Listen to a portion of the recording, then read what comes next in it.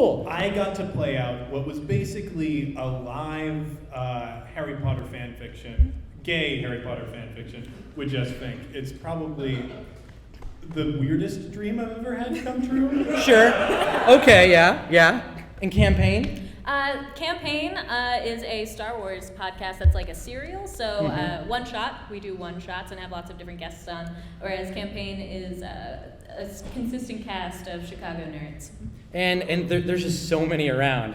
It's like in the last 5 years, people were like, oh, it's there, and they all just like went there, and they all scattered elsewhere after that. What drove you to say, tabletop RPGs, let's make a podcast out of it? Because I feel like in the past few years, that's been something that's surfaced. It's actually a weird thing that came from a bunch of different sources. Part of it is I'm a big fan of the Earwolf podcast network. Sure. I listen to Improv for Humans a lot, and I listened to a couple episodes of Nerd Poker, and this is back when I was a much more judgmental human being, and they played 4th edition on Nerd Poker, and it was not my chosen edition of Dungeons & Dragons. And Pat O'Rourke, the head of the Peaches and Hot Sauce podcast network, came to me and was like, hey, I really like Nerd Poker. Is there a way that we could do this for our network? And I said yes, and then I had to think about it. And one of the things that disappointed me about... Wait, you said yes, and then you had to think about it? That's how I conduct my life. James, we're going to do surgery? Yes. What surgery? What surgery? What do we got in the docket? We're going to give you 3 butts. Not enough. You heard it here first. Not enough cheeks for James D'Amato. But one of the things that disappointed me about a lot of the podcasts that did the role-playing game thing is that they just did D&D. You can go onto YouTube right now and find no less than 12 Rise of the Rune Lord Pathfinder games that are being done by some pretty talented people, but that's it.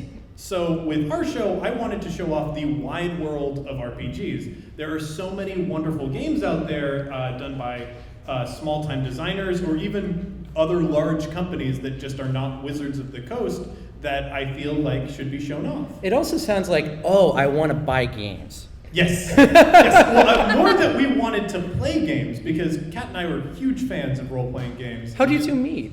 Oh, we met in college. That's Okay. like day one, and then we were in the same first D&D game together, and that turned into like a nightmare of more games than classes. Everyone's typical D&D love story, right? I remember Kingdom Hearts 2 came out in college, and you could have 2 skips out of every class. Right. And I was like, I have this week, I can just go through all of them. And like a week later, I resurfaced, and I was like, why do I have C's? Oh no, but I beat the game. Kingdom Hearts. It was perfect. And now you're here. Yep. I was going to school for engineering. What? Oh my, how'd I end up with a theater degree? It's weird. So post-school, you don't have as many chances to play. Once people start getting jobs, things get reduced to weekends, and then people start getting married, and your play group falls through. So in some ways, the podcast was a way for us to consistently play with each other, and then to play a lot of different types of games. Yeah, it seems like you're able to highlight a lot of indie games and a lot of up-and-coming games, because like you said, a lot of people play D&D, which is fine. It's pretty much like the bedrock. But there's so many other games that are being developed, even just here in Chicago. Every year. We're part of a wonderful community called CAGWIC, which is an acronym that sounds like a D&D character. Very drawn out, yeah. It's a halfling. CAGWIC is a halfling, Perfect. and we're part of it. It's a collective hive mind being, and we go around and we live life as a halfling. But no, actually, it's a game design. Somebody's going to be listening to this online, and it's just like, that's where I end? Yeah. And like, no, I stopped, I'm going around looking for halflings now. CAGWIC is a game design collective in Chicago where we meet once a month and we just get drinks together. And it is people who are young upstarts like us, people that you might not have heard of, and people like Will Heinmarch and Kenneth Haidt, who are just You can woo. great dudes. Yeah, feel free to clap for nerds at the Chicago Nerd Comedy Festival. If we can't do it here, where do we do it? They don't get that at But it's a place where we just meet to talk about ideas and, get each other involved in the industry.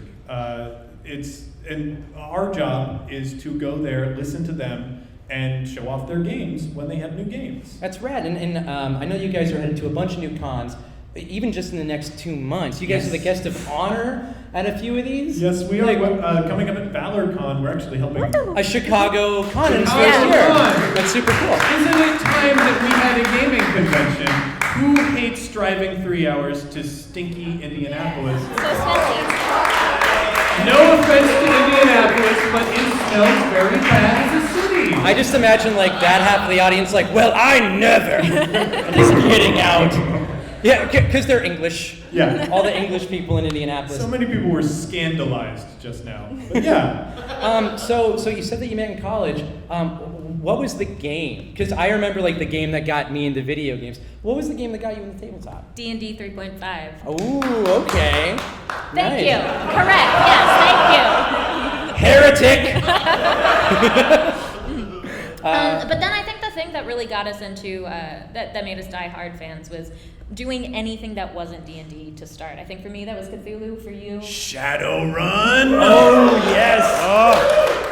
and at that point we realized that these games didn't have to follow anything prescriptive or what we'd seen on TV, and we could just make them whatever we wanted. And there were so many different systems to explore. And part of what we get to do with the podcast is show people those gaming experiences that you don't get to see on common portrayals of D&D. So, and also, I think it might act as like a portal for people that maybe are hesitant to get into the game or need a gateway into it. So you totally offer that. Look, we're doing it. It can be that fun. Why don't you do it yourself? Exactly. The most awesome sort of feedback we ever get is that either somebody started playing because of us or started GMing because of us. So speaking of that, my dark secret. Have you never GM'd?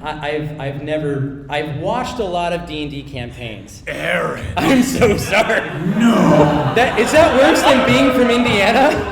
It's like you're from Indiana or you've never played D&D. I don't have a problem with the people. I have a problem with their smelly city that they maintain. Or fail to. I imagine you coming to my apartment and being like, smells like Indiana.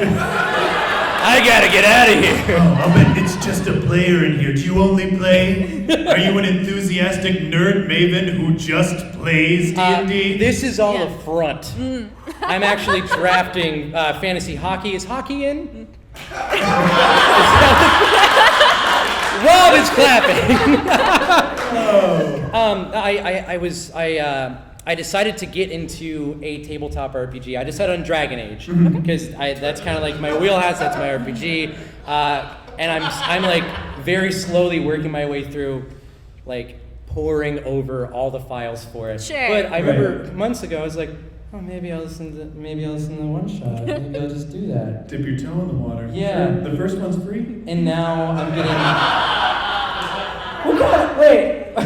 No, let's play some games. That's it. Okay. It's either like board games or cocaine. Like that does not apply to many things. Have you played a tabletop role-playing game yet? I'm thinking about the rules for GMing a Dragon Age campaign right now.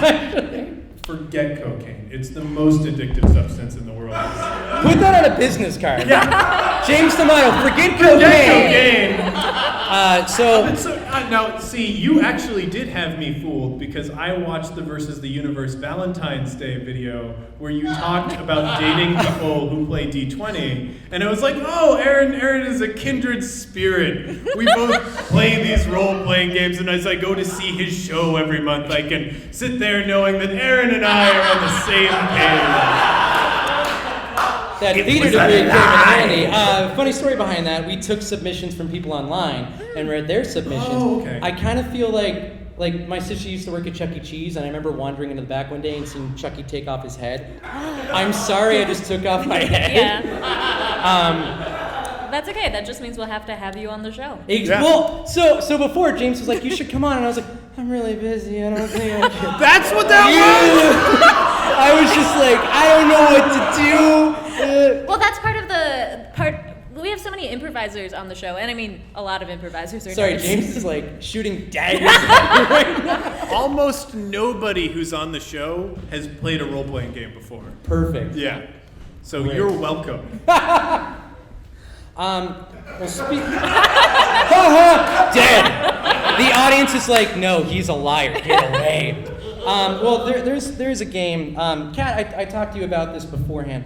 About a month or two ago, James and I were at the Kickstarter launch party for Fisticuffs, the Nerdalogs card game. Yeah.